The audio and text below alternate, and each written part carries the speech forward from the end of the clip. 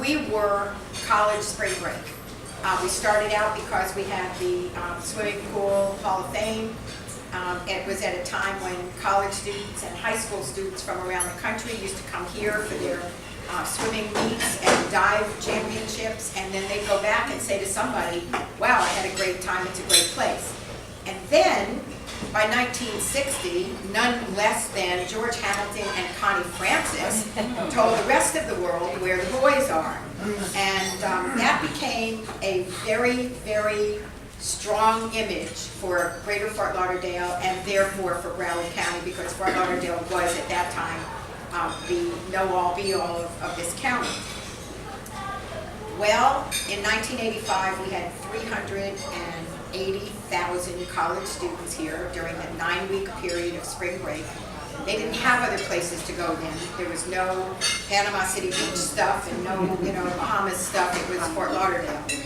A number of hoteliers came to the Convention and Visitors Bureau, which was just in its infancy. We passed the tourist tax, which funds everything that we do at the Convention and Visitors Bureau, in 1980. By 1985, the destination wanted out. They were waving the white flag. We created something that I called at that time Spring Breakus Interruptus.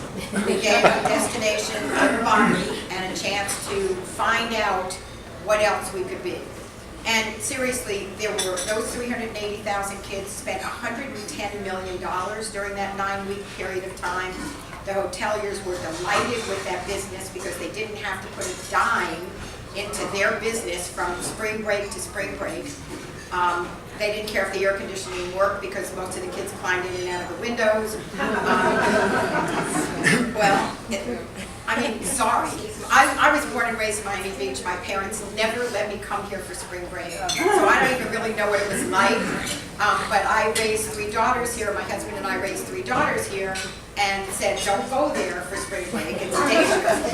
My daughters weren't smart enough to hide the parking tickets that they got on the beach when they were here for spring break. So I know how exciting and enticing that might have been. As a matter of fact, Budweiser liked it so much, they had a tent on the beach near Las Olas that gave away beer to the college kids that came. And more than that, I'll show you what we thought of our kids back then. Philip Morris had a tent that gave away free cigarettes to the kids, just in case they, didn't want to spend their money on something else.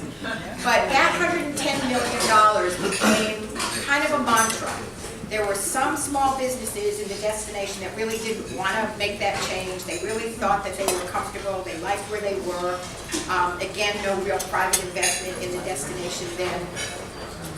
And I'm just going to skip real quick. We'll go back to the history in a second. Last year, during that same 9-week period, we had 1.1 million people in the destination. They spent $1.3 billion. So nobody sat back after the real change occurred and said, oh, maybe we shouldn't have done that, maybe that was the wrong thing.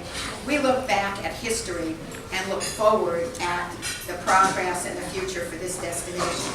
The other real quick caption for your mind is during spring break, well, I'm not even going to ask if any of you were part of it or any of you remember being part of it, but if you do, the south end of the beach had a place called the Elbow Lounge, which is still here, caters to a different group of people, but still here. The north end of the beach had a place called the Candy Store Lounge. The Candy Store Lounge is where the wet t-shirt contest was invented. Really great place, a wonderful place, everybody loved it. It is now the Ritz-Carlton Hotel. So if you want to get a feel for whether the decision was the right decision, just drive up and down the beach. The city made big decisions back in 1986. They passed a huge bond issue to allow, they passed a huge bond issue to allow changes in the streets and the direction of traffic on the beach. Broward County expanded its airport. I know to some of you it feels like it just got finished. It's not quite finished, but that expansion in the early 80s was a result of the destination making the decision not to cater to spring break traffic. We built a convention center. We had, in 1990 it opened, we had absolutely no idea what kind of group business we were going to be able to generate in the destination. And to us, a group was the number of kids that got in a car and drove to the destination. And we were a 99.9% at least leisure destination with no group business unless somebody brought their office into town to have a party or do something here. Last year we had nearly 30% group business in the destination. Not at the expense of the leisure traveler, but in fact that was the growth element for our destination. We built the Center for Performing Arts, we built the Museum of Art, we developed kind of a spirit of pride in the destination, and we moved forward from there. There is no question that it was tourism that triggered the change and triggered the entrance that we got to make into a booming tourism economy.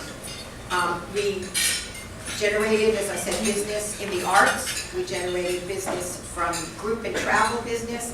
And then the international business gave us an opportunity to also add that to the list of where we wanted to be as a destination.